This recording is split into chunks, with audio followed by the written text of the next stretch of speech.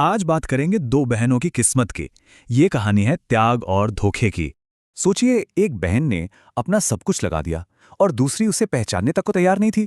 कहानी की शुरुआत होती है एक बर्फीले गांव से। यहाँ एक गरीब किसान जगमोहन अपनी दो बेटियों के साथ रहता था। बड़ी बहन माधुरी बहुत सीधी सादी थी, वहीं छोटी रूपा थोड़ी चिड़चिड़ी और बड़े सपनों वाली थी।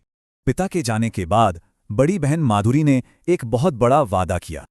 उसने अपनी छोटी बहन के सपनों के लिए दिन रात मेहनत की, हर पैसा रूपा को भेजा और रूपा एक बड़ी अफसर बन भी गई।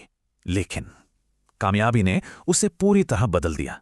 सालों बाद माधुरी अपनी बहन से मिलने उसके बड़े से घर पहुंची, लेकिन रूपा को अपनी गरीब बहन से मिलकर शर्मिंदगी हुई। उसने नौकर से झूठ बोलने को कहा। माधुरी का दिल टूट गया, वो अकेली अपनी गरीबी में लौट गई। पर कहानी यहीं खत्म नहीं होती। किस्मत ने तो कुछ और ही तय कर रखा था।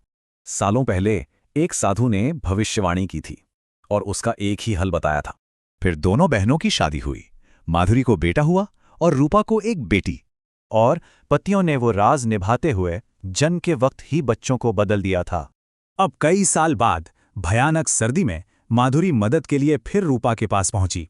रूपा के बेटे की बर्थडे पार्टी थी। उसे तो केक मिला, पर माधुरी की बेटी को मिली बासी रोटी।